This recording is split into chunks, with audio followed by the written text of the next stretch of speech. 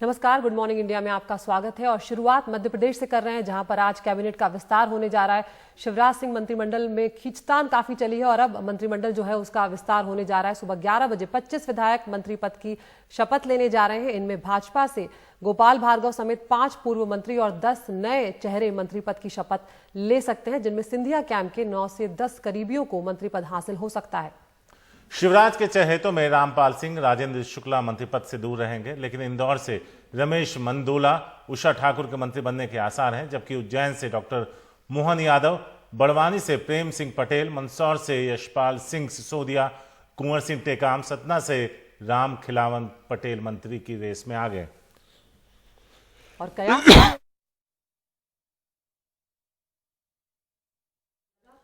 जो खींचतान हमने देखी है इस लिस्ट को लेकर चलती रही और अब यहां पर लग रहा है कि ज्योतिरादित्य का जो सिंधिया का जो पलड़ा है वो यहां पर भारी पड़ा है।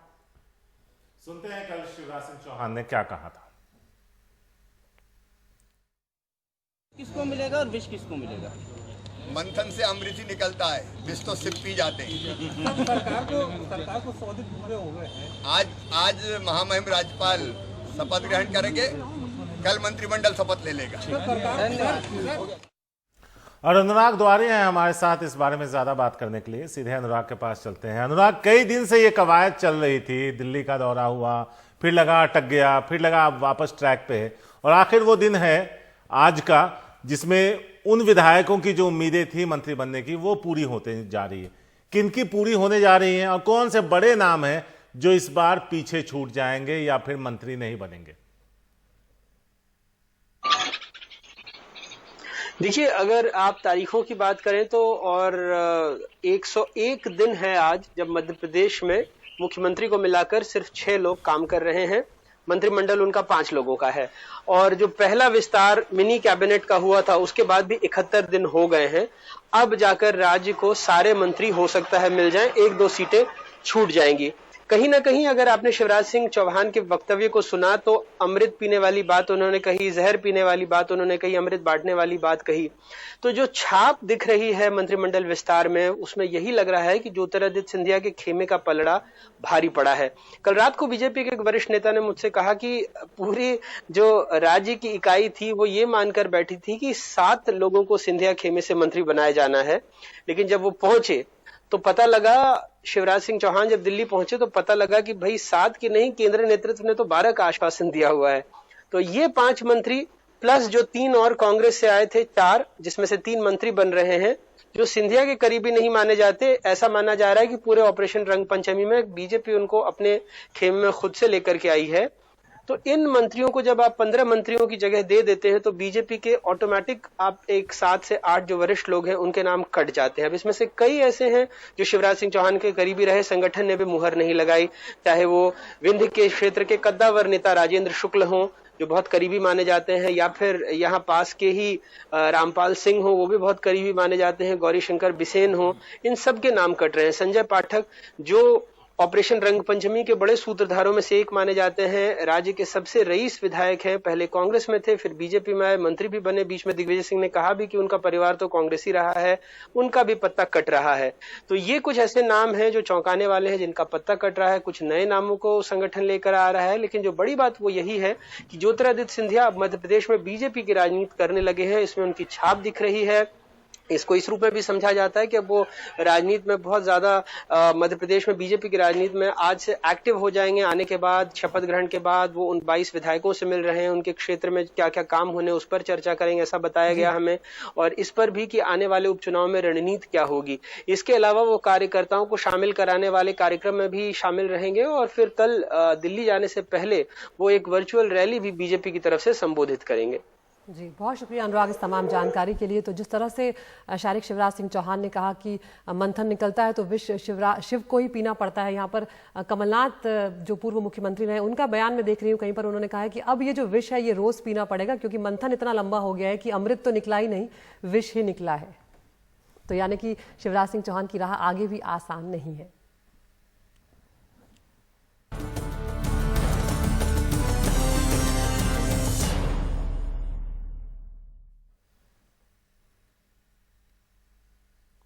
दिल्ली के मुख्यमंत्री अरविंद केजरीवाल आज प्लाज्मा बैंक का उद्घाटन करेंगे। पहला प्लाज्मा बैंक दिल्ली के ILBS में खोला जाएगा।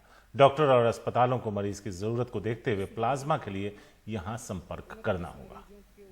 और कल इसकी शुरुआत होने जा रही थी, लेकिन कुछ कारणों के चलते अब आज इसकी शुरुआत होने जा रही है। और चूंकि इस अस्पताल में कोरोना का इलाज नहीं हो रहा है, कोरोना के मरीज यहां पर नहीं आएंगे, तो जो भी लोग प्लाज्मा दान करना चाहते हैं, डोनेट करना चाहते हैं, वो यहां पर सुरक्षित तरीके से आ सकते हैं। किसी तरह का डर यहां पर नहीं है और दिल्ली सरकार खुद उनको लाने और छोड़ने की व्यवस्था कर रही है यहां पर। ये भी एक महत्वपूर्ण बात है।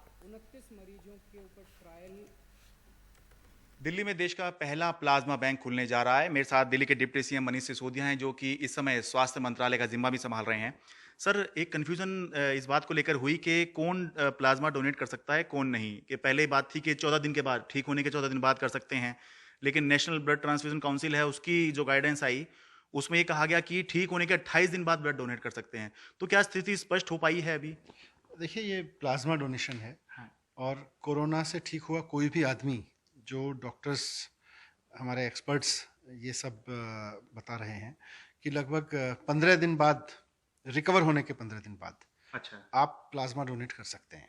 प्लाज्मा डोनेशन पे कहीं कोई इस तरह की प्रॉब्लम नहीं है और किसी तरह का कोई कन्फ्यूजन नहीं है। कोई भी व्यक्ति जो कोरोना से रिकवर हो चुका है, 2-3 उसमें कंडीशंस हैं कि 15 दिन की तो है ही, हाँ। साथ साथ में ये भी है कि उसको हार्ट की या कैंसर की या लीवर की, इस तरह की कोई जो बड़ी बीमारियां हैं, गंभीर बीमारी नहीं होनी चाहिए। उसकी उम्र 65 साल से कम होनी चाहिए। 65 साल से ऊपर का व्यक्ति डोनेट नहीं कर सकता। और साथ साथ में 50 किलो से कम वजन नहीं होना चाहिए उसका। अच्छा, वरना फिर उसमें भी प्रॉब्लम है। तो मतलब अंडरवेट नहीं होना चाहिए, तो इसलिए 50 किलो की उन्होंने लिमिट तय की है डॉक्टर्स ने।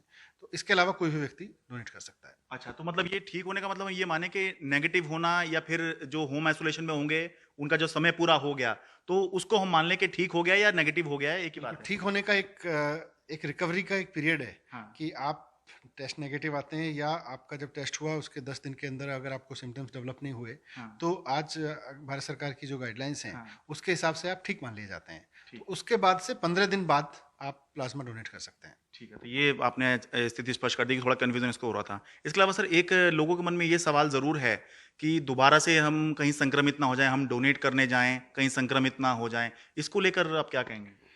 देखो, मैं इसमें ये कहना चाहूँगा कि एक सोशल स्टिग्मा होता है और इतने वर्ष हो गए ब्लड डोनेट करते हुए। आज ब्लड डोनेशन में, प्लेटलेट डोनेशन में भी लोगों के मन में कहीं डर रहता है। हाँ। तो प्लाज्मा डोनेशन तो एक नई कॉन्सेप्ट है। इसमें लोगों के मन में तरह तरह की आशंकाएं रहना, डर रहना लाजमी है।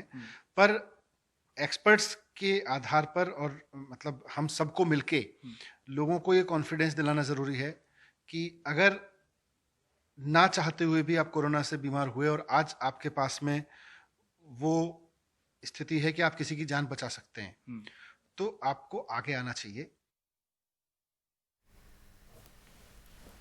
तो यहाँ पर आपने सुना दिल्ली के उप मुख्यमंत्री जो सभी को कह रहे हैं कि जो भी लोग कोरोना से ठीक हुए हैं वो ज़रूर आगे आएं और अपना प्लाज्मा दान करें। और आपको यहाँ पर ये भी बता दें कि NDTV भी एक मुहिम चला रहा है, प्लाज्मा दीजिए जान बचाइए, और इस खास मुहिम से आप भी जुड़ सकते हैं। आप इस एड्रेस पर ईमेल कर सकते हैं ज़्यादा जानकारी के लिए, और व्हाट्सएप भी कर सकते हैं, और आप भी किसी की ज़िंदगी बचा सकते हैं।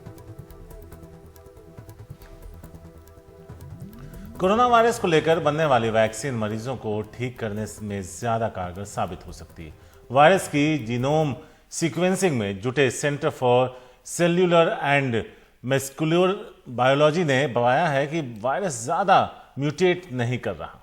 और वायरस एक खास प्रकार का A2A क्लेट की मौजूदगी है उसमें, और भारत में ये ज़्यादा दिख रहा है, जो दुनिया के दूसरे देशों में भी ज़्यादा है। लिहाजा इससे वायरस की जो बायोलॉजी है वो समझने से लेकर कारगर वैक्सीन बनाने में मदद मिलेगी। थोड़ा तकनीकी, लेकिन ये रिपोर्ट देखिए, समझ में आएगा। भारत में अब तक कोरोना वायरस के 8 क्लेड यानी 8 प्रकार मिले हैं। देश में कुछ वक्त पहले तक 2 क्लेड की ही मौजूदगी ज्यादा दिखी, A2A और A3I, पर बीते करीब 1.5 महीनों से 90% सिर्फ A2A क्लेड ही देखा जा रहा है। मई के शुरू में A3I क्लेड जो साउथ ईस्ट एशिया का एक्सक्लूसिव क्लेड था, वो भारत में भी काफ़ी ज़्यादा था, 41% था। आज जो है वो संख्या बहुत कम हो गई, वो प्रोपोर्शन बहुत कम हो गया, और पिछले 4-5 हफ्तों में, मतलब एक करीब 1.5 महीने से A3I क्लेड कहीं से आ ही नहीं रहा है, मतलब तेलंगाना से या और भी स्टेट से जहाँ पे इसकी ज़्यादा संख्या थी वो करीब करीब ख़त्म हो रही है और अभी A2A ही आ रहा है। भारत में अब तक 1200 से ज्यादा जीनोम सीक्वेंसिंग हो चुकी है। 1000 के करीब हुई जीनोम सीक्वेंसिंग में A2A 62% और A3I करीब 23% तक दिखा था, पर अब 5-6 हफ्तों से जो सीक्वेंसिंग हो रही है उसमें 90% तक A2A क्लेड ही देखा जा रहा है। दुनिया में सबसे ज्यादा मौजूदगी वायरस के इसी A2A क्लेड की ही है। इससे एक फ़ायदा ये होता है कि जो भी वैक्सीन या दवा कहीं और बनेगी, क्योंकि A2A क्लेड ज़्यादा है सब जगह पे, वो हमारे लिए भी कारगर होगी। जीनोम सीक्वेंसिंग के जरिए वायरस की बायोलॉजी को समझने में मदद मिलती है और यही वो तरीका है जो वैक्सीन के तौर पर वायरस के तोड़ को निकालने में मदद करता है। दुनिया में अगर कहीं भी वैक्सीन बनती है तो भारत में भी कारगर साबित होगी, क्योंकि अब तक के नतीजे बता रहे हैं कि जिस A2A क्लेड की मौजूदगी भारत में ज्यादा है उसकी ही मौजूदगी दुनिया के दूसरे देशों में भी ज्यादा है। नई दिल्ली से परिमल कुमार, NDTV इंडिया।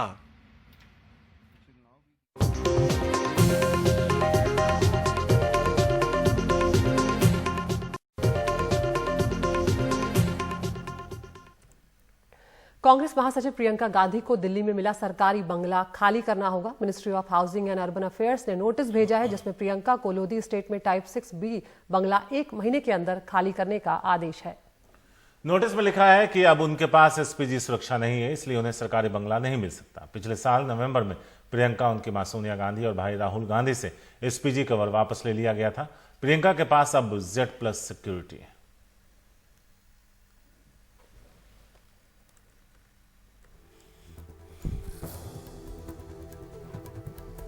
देश में कोरोना संक्रमण तेज रफ्तार से फैल रहा है। महाराष्ट्र में कोरोना से हालात खराब होते जा रहे हैं। हर दिन रिकॉर्ड तोड़ संख्या में लोग इस महामारी से संक्रमित हो रहे हैं। और वायरस के बढ़ते संक्रमण के बीच ठाणे और मुंबई के हिस्सों के बाद अब नवी मुंबई में भी 10 दिनों के लिए सख्ती से लॉकडाउन लागू कर दिया गया है।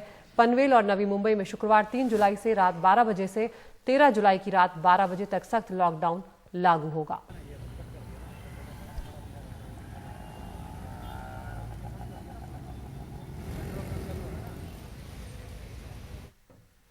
लद्दाख में तनाव के बीच रक्षा मंत्री राजनाथ सिंह शुक्रवार को लद्दाख जा रहे हैं। रक्षा मंत्री राजनाथ सिंह के साथ सेना प्रमुख नरवणे भी साथ होंगे। रक्षा मंत्री फॉरवर्ड एरिया का भी दौरा कर सकते हैं। सेना के बड़े अधिकारियों के साथ मुलाकात भी होगी। साथ ही लद्दाख में गलवान घाटी की हिंसा में घायल सैनिकों का हालचाल भी लेने रक्षा मंत्री राजनाथ सिंह जाएंगे।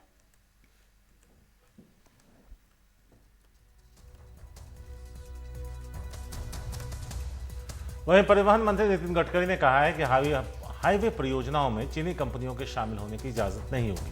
गडकरी ने कहा कि जॉइंट वेंचर में भी सरकार चीनी कंपनियों को नहीं आने देगी। उन्होंने कहा, हम हाईवे के ठेकों में चीनी कंपनियों को इजाजत नहीं देंगे। जॉइंट वेंचर के जरिए भी चीनी कंपनियों को आने की इजाजत नहीं होगी। तो लगातार चीन को किनारे करने की कोशिशें जो है वो सरकार की तरफ से की जा रही है। यहाँ पर नितिन गडकरी ने यह भी कहा कि हम अपनी कंपनियों को बढ़ावा देने वाले पैमाने बनाएंगे।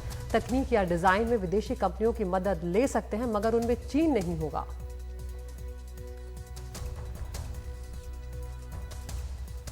और उधर 59 चीनी ऐप्स पर भारत की पाबंदी के बाद प्रधानमंत्री नरेंद्र मोदी ने भी एक चीनी प्लेटफॉर्म वीबो छोड़ने का फैसला किया, जिससे वो कुछ साल पहले जुड़े थे। 2015 में जब वो चीन गए थे तब उन्होंने सद्भावना के लिहाज से वीबो के जरिए कुछ मैसेज किए थे। लेकिन वेबो से बाहर आने में पीएम को कुछ समय लग गया। पीएम ने पाबंदी के फैसले के बाद वीबो को भी छोड़ा। वीआईपी अकाउंट के लिए वीबो की प्रक्रिया कुछ जटिल है। वीबो पर प्रधानमंत्री के 115 पोस्ट थे, जिनमें से 113 आसानी से डिलीट हो गए, मगर जिन 2 पोस्ट पर चीनी राष्ट्रपति की तस्वीर थी उनको डिलीट करने में वक्त लगा। वीबो पर प्रधानमंत्री के 2,44,000 फॉलोअर थे।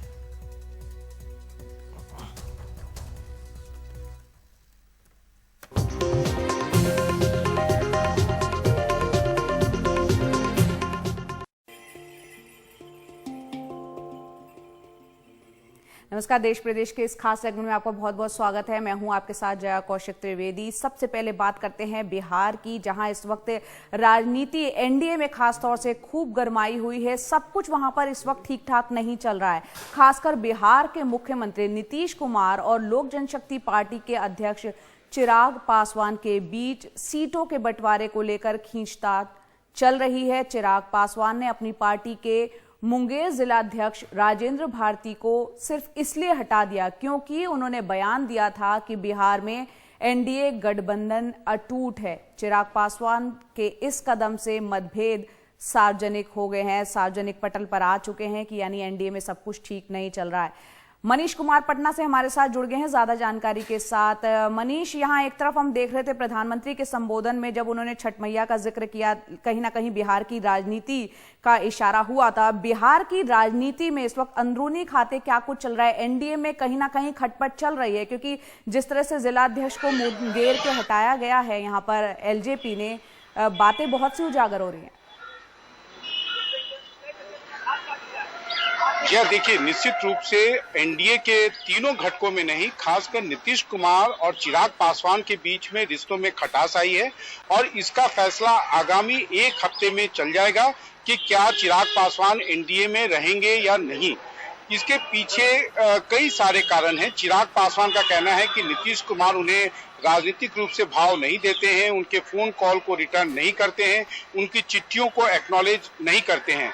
जनता दल यूनाइटेड का कहना है कि चिराग पासवान कहीं ना कहीं अपनी राजनीतिक हैसियत से ज्यादा उम्मीद रखते हैं और वो जिस प्रकार से एनडीए में रहकर सरकार को घेरने की कोशिश की, खासकर मुख्यमंत्री नीतीश कुमार की कोरोना संकट के बाद जैसे उन्होंने सार्वजनिक आलोचना की है, वैसे में अब उन्हें किसी भी प्रकार का एक तरह से जो वो राजनीतिक गुडविल वो एक्सपेक्ट करते हैं वो शायद संभव नहीं है। अब बात रह गई कि आने वाले दिनों में क्या होगा। आने वाले दिनों में विधान परिषद के 12 सीटों का राज्यपाल के द्वारा मनोनयन करना है, जिसमें यह अभी तक तय माना जा रहा था कि जनता दल यूनाइटेड के खाते में 7 और बीजेपी के खाते में 5 आएगी, 5 सीटें मिलेगी।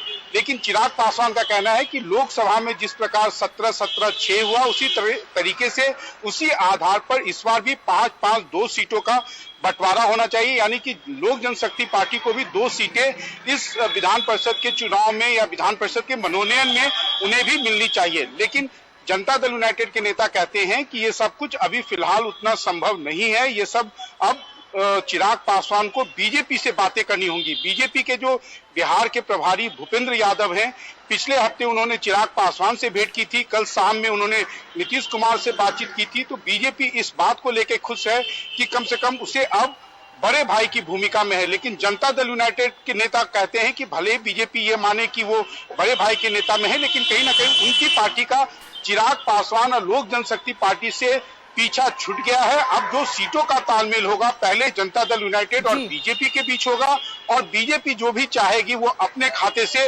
लोक जनशक्ति पार्टी को विधानसभा में हो या विधान परिषद में वो अपने खाते से सीटें देगी। जया जी मनीष, बहुत बहुत शुक्रिया। विस्तार से वहाँ की राजनीति में क्या उठापटक चल रही है वो बताने के लिए इस साल के आखिर में बताया जा रहा है बिहार के वहां पर राज्य के चुनाव होने जा रहे हैं। उससे ठीक पहले एनडीए के 2 घटक दल की बात करें, चाहे एलजेपी चाहे जेडीयू, उसमें खटपट होती हुई नजर आ रही है।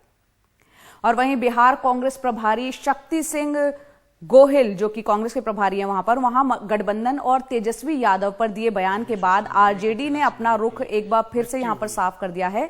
आरजेडी के नेता मृत्युंजय तिवारी का कहना था कि शक्ति सिंह गोहिल राज्य में कांग्रेस के प्रभारी हैं। आरजेडी का फैसला है कि मुख्यमंत्री का चेहरा तेजस्वी यादव हैं। कांग्रेस का फैसला सोनिया गांधी और राहुल गांधी करते हैं। राहुल गांधी पहले ही कह चुके हैं कि बिहार में महागठबंधन का चेहरा तेजस्वी यादव है, ये पहले से ही तय है, हम इस पर कोई समझौता नहीं करेंगे, ये आरजेडी कह रही है। और उनका कहना है कि शक्ति सिंह गोहिल का कहना भी गलत नहीं है, जब हम सब साथ बैठेंगे तो तेजस्वी के नाम पर सिर्फ मोहर लगनी बाकी रहेगी।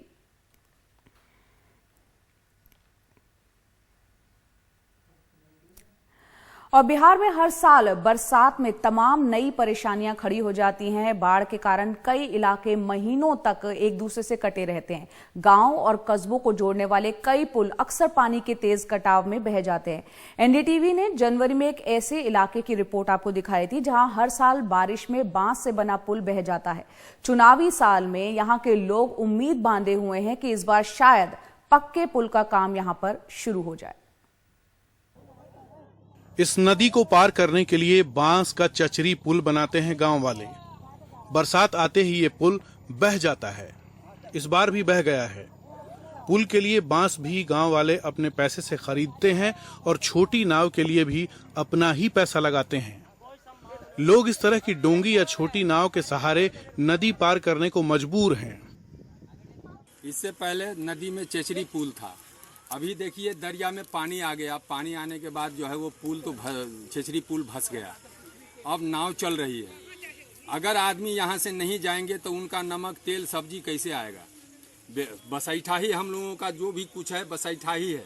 अगर बसैठा हम लोग नहीं जाएंगे तो हमारी ज़रूरत पूरी नहीं होगी। हमारे घर में चूल्हा नहीं जलेगा। 15 साल नीतीश जी जो है हुकूमत किए यहाँ बिहार में, लेकिन आज तक जो है हम लोगों का समस्या हल नहीं हुआ। हॉस्पिटल ले जाना होता है, वही खाट पे रखते हैं। अगर कोई डिलीवरी केस है तो खटिया पे रख के 4 आदमी 6 आदमी मिल करके जो है उसको ले जाते हैं ड्योढ़िया में। बारिश के दिन में तो बड़ी परेशानी हो जाती है। गिरते पड़ते कैसे भी करके जो है हम लोग खटिया पे रख के ले जाते हैं। मजबूरी के हालात में हम लोग को जब मजबूरी आता है तो जान के बाजी भी खेल करके ज़रूरत क्या गुजारना ही पड़ता है, क्योंकि हम लोग को इतना है कि सब 3-4 महीना के अंदर में जो है समझिए हम लोग को बहुत मजबूरी है। कारण कि अगर कोई जान भी मर जाएगा उसके लिए रास्ता पैरा कोई हिसाब नहीं है, नहीं बांध दूर है, नहीं सही नहीं पुला है, ना उसके आशा है। नाव पर जो है से जाते हैं मजबूरी जान के बाजी खेल करके। क्या करें, मजबूरी तो जाना ही पड़ेगा। नहीं जाएंगे तो काम ही नहीं चलेगा। कई लोग इस नदी में डूबे भी हैं, लेकिन सुनता कोई नहीं है। हम लोग किस दशा दुर्दशा में जी रहे हैं इसका सुध लेने वाला तो खैर अभी कोई नहीं है, लेकिन जब इलेक्शन करीब आएगा तो सभी नेता आएंगे और वादे करेंगे हम पुल बनवा देंगे, ये कर देंगे। लेकिन इसी वादे का शिकार हम तो अपनी अकल में हुए, ये हमारे पूर्वजों ने इसी वादे का शिकार हुए। चाहे वो कांग्रेस का टाइम हो या बीजेपी का टाइम हो। 2 बार इस क्षेत्र से शकील साहब भी एमपी रह चुके हैं, हुकुम देव बाबू भी 3 बार रहे हैं, वह उनके पुत्र अशोक यादव भी अभी एमपी है। लेकिन वादा सभी ने किया, लेकिन वादे पे खड़े कोई नहीं उतरे। यही वजह है कि हम लोग को दर दर की ठोकर खाकर इसी नदी में जान जोखिम में डालकर नाव से नदी के उस पार जाना पड़ता है मूल सुविधा की चीज लाने के लिए। नीतीश कुमार पिछले 15 साल से मुख्यमंत्री हैं, लेकिन वो भी पुल नहीं बनवा पाए हैं, जबकि उनके मंत्री 2018 में ट्वीट कर कह चुके हैं कि चचरी पुल का जमाना अब चला गया। कुछ महीनों में बिहार में चुनाव है, नेता फिर वोट मांगने आएंगे और पुल बनाने की कसम उठाएंगे। अगली बरसात में फिर आपके लिए ये रिपोर्ट लेकर हम आएंगे। Manish Kumar, NDTV India.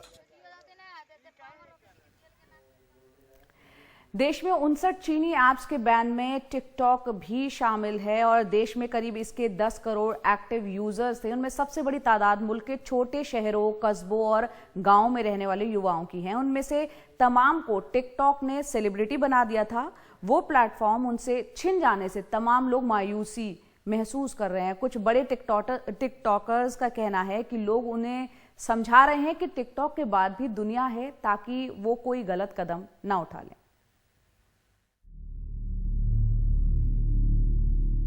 UP के छोटे से जिले कन्नौज के अतहर, फैसल, दाऊद और जमशेद को टिकटॉक ने छोटा मोटा सेलिब्रिटी बना दिया। कन्नौज के गली कूचों में वे अक्सर टिकटॉक बनाते लोगों को दिख जाते थे, लेकिन इसने उन्हें पहचान दूर दूर तक दिलाई। टिकटॉक के अलावा कुछ नहीं था जो हमको इतना पॉपुलर कर पाता, और आज हमको पहचान मिली थी। पूरे कन्नौज में लोग हम लोग को जानने लगे थे, बाहर शहर में भी जानने लगे थे। हम लखनऊ जाते हैं, वहाँ भी लोग हमें पहचानने लगे थे। इन चारों दोस्तों को टिकटॉक पे जब अच्छे व्यूज मिलने लगे तो इन्होंने उधार लेकर अच्छे स्मार्टफोन और एक्सेसरीज खरीदी, लेकिन चीन की दुश्मनी ने उनसे उनकी शोहरत और आमदनी दोनों छीन ली। अब तो बेरोजगारी हो गए, अब तो कुछ वो बचा नहीं है, ना कहीं पे वीडियो शूट कर सकते हैं, ना कोई को अपनी वीडियो दिखा के कोई इनकम का जरिया भी नहीं बचा। धीरे धीरे शुरुआत हो गई थी इनकम की, मगर अब तो सब मायूसी हो गई है बहुत। टिकटॉक देश की 14 भारतीय भाषाओं में मौजूद था। पूरी दुनिया के सारे एक्टिव टिकटॉक यूजर्स के 30% से ज्यादा हिंदुस्तान के थे। एक मोबाइल इंटेलिजेंस फर्म के मुताबिक ये तादाद चीन के टिकटॉक यूजर्स से भी ज्यादा है। इनमें बड़ी तादाद में कमजोर आर्थिक पृष्ठभूमि के लोग थे। चाहे ठेले वाला हो, चाहे खोंचे वाला हो, एक छोटे से छोटा आदमी जिनके ये अरमान होते हैं कि हम भी एक्टिंग करें, हम भी फिल्मों की तरह गाना गाएं, फिल्मों में जैसे होता है और सेलिब्रिटी बने, वो सब कर करके अपने टैलेंट दिखाते थे। और उसमें कई छोटे मोटे अच्छे खासे टिकटॉक स्टार बन गए थे। तो ठीक नहीं लगा, साफ मना कर दिया। मतलब लखनऊ की अपूर्वा दीक्षित की आंखों में आंसू हैं। 2 साल में उनके 5,30,000 फॉलोअर्स हो गए थे। सब कुछ एक झटके में खत्म हो गया। लोग उन्हें राय दे रहे हैं कि खुद को संभालें, कोई गलत कदम ना उठाएं। मेरे पास बहुत मैसेजेस आए कि लोग ऐसा मुझे कंसर्न कर रहे हैं कि अपूर्वा प्लीज, तुमने 2 साल उसमें इतनी मेहनत करी है तो तुम कुछ ऐसा डिसीजन मत ले लेना कि मतलब मैं डिप्रेस्ड हो जाऊं या फिर मैं ऐसा कुछ हो जाए कि मैं सुसाइड कर लूं। 17 साल की मरियम छोटे से जिले सहारनपुर की टिकटॉकर हैं। 1.5 साल से टिकटॉक बना रही हैं। उनके 50,000 फॉलोअर्स हैं। मॉडल मैनेजमेंट साइट उन्हें टीनेज सेंसेशन बताती है। असर उन पे भी पड़ा है, लेकिन ये सोचकर सब्र कर रही हैं कि चीन दुश्मन है, इसलिए यही बेहतर है। देखिए, जो हमारे साथ चाइना कर रहा है और जो उसने हमारे सोल्जर्स के साथ बॉर्डर पे जो भी हो रहा है, एज एन इंडियन मैं सोचती हूँ कि हमें टिकटॉक को बायकॉट करना चाहिए, क्योंकि वो चाइनीज ऐप है और चाइना को उससे प्रॉफिट जा रहा है। बहुत सारे आम लोग, बहुत सारे आम बेरोजगार लोग जो टिकटॉक के ज़रिए शोहरत पा गए थे, उनके लिए एक सदमा है। लेकिन ये सोच के वो संतोष कर रहे हैं कि चाइना से दुश्मनी हो गई है और शायद देश के लिए यही बेहतर है। सहारनपुर में अशोक कश्यप, कन्नौज में इजराइल और लखनऊ में कैमरामैन राजेश गुप्ता के साथ कमाल खान, NDTV इंडिया। और अब बात करते हैं खून से लिखे खत की। समाजवादी पार्टी के कार्यकर्ता लालजी यादव ने अपने मुखिया अखिलेश यादव और फिर यूपी के CM योगी आदित्यनाथ को खून से खत लिखकर बहन के इलाज के लिए मदद मांगी। समाजवादी युवजन सभा से जुड़े लालजी के बहन की किडनी खराब हो गई थी और इसके इलाज के लिए वो KGMU और SGPGI जा चुके हैं। सोशल मीडिया पर इस खत के वायरल होने के बाद मुख्यमंत्री योगी आदित्यनाथ के सूचना सलाहकार शैलमणि त्रिपाठी ने ट्विटर पर इलाज कराए जाने का आखिरकार विश्वास दिलाया और आश्वासन दिया। और अब बात करते हैं उत्तराखंड की। महामारी के बीच चारधाम की यात्रा यहां पर शुरू हो चुकी है। फिलहाल सिर्फ उत्तराखंड के लोगों को ही यात्रा करने की इजाजत दी गई है। पहले दिन उत्तराखंड देवस्थानम मैनेजमेंट ने श्रद्धालुओं के लिए 422 ई-पास जारी किए। 154 ई-पास बद्रीनाथ मंदिर के लिए जारी किए गए, जबकि 165 केदारनाथ के लिए, 55 गंगोत्री मंदिर के लिए और 48 यमुनोत्री के लिए किए गए। उत्तराखंड के चमोली जिला प्रशासन ने बद्रीनाथ में चारधाम यात्रा की सभी तैयारियां वक्त रहते पूरी कर ली थी और इस बार इस यात्रा को लेकर काफी विवाद भी हुआ था, क्योंकि कोरोना के खतरे की वजह से जिन रास्तों से यात्रा होकर ये गुजरनी है, वहां पर जो स्थानीय लोग हैं उन्होंने अच्छा खासा विरोध जताया अपना। प्रदेश कांग्रेस ने भी राज्य सरकार पर यात्रा को लेकर जल्दबाजी करने का आरोप लगाया था। और अब बात करते हैं झारखंड की राजधानी रांची की, जहां से 30 किलोमीटर की दूरी पर बसा गांव आरा केरम कई मामलों में मिसाल कायम करता रहा है और इस बार उन्होंने गांव से मच्छरों का खात्मा कर एक बार फिर से मिसाल कायम कर दी है। मच्छरों के प्रकोप और उनसे फैलने वाली बीमारियों से लोग तंग आ चुके थे और आखिर में गांव के लोगों ने इससे निजात पाने के लिए घर घर जाकर साफ सफाई पर जोर दिया। फिर गांव में जितने भी पानी के स्रोत थे उन सबको ढक दिया गया। जहां जहां जल जमाव होता था उन सभी जगहों को मिट्टी और रेत से भर दिया गया और अंत में गांव वालों की कोशिश रंग लाई और अब इस गांव में मच्छर करीब करीब कह सकते हैं कि गायब हो चुके हैं। इस गांव में लोग रक्तदान के लिए जो है लाउड स्पीकर पर अपील के बाद घर से निकल आते हैं। ये तमाम कोशिशें भी यहां पर की गई हैं। प्रधानमंत्री PM मोदी ने भी इस गांव की तारीफ की है।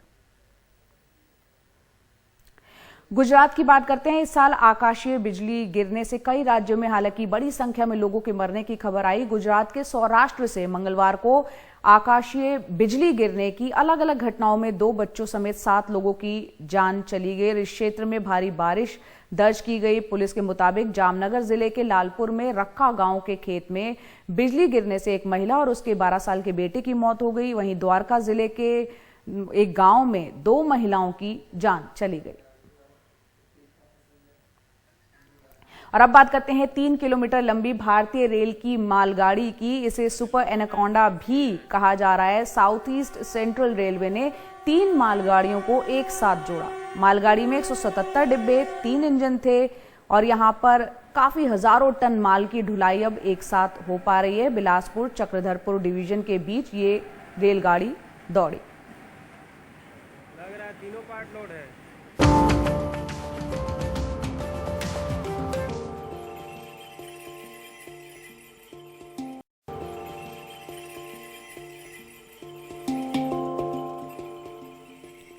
असम का बाढ़ से इस वक्त बुरा हाल है। 15 लाख लोग इसकी चपेट में आ चुके हैं। 23 जिलों के 2000 से ज्यादा गांव डूब चुके हैं। 25,000 लोग राहत शिविरों में हैं, जहां कोविड के नियमों पर भी अमल चल रहा है। एक दिन में बाढ़ की वजह से 3 लोगों की मौत भी हुई है। कुल 27 मौतें अभी तक बाढ़ की वजह से हो चुकी है। बारपेटा जिले के बागपर इलाके में जाकर एनडीटीवी ने हालात का जायजा लिया। 55 साल के सब्जी विक्रेता अब्दुल काइजुद्दीन और उनके घर के 8 लोगों के लिए बाढ़ कोई नई चीज नहीं है। अपने गांव कंचनपुर में उन्होंने कई बार बाढ़ करीब से देखा है। ये गुवाहाटी से 130 किलोमीटर पश्चिम में है, लेकिन ऐसी बाढ़ उन्हें कभी याद नहीं। पहले ही उनकी कमाई पर लॉकडाउन और कोरोना के डर की मार पड़ चुकी थी। अब जिन खड़ी फसलों और सब्जियों से आखिरी उम्मीद थी, वो बाढ़ के पानी में समा गई है।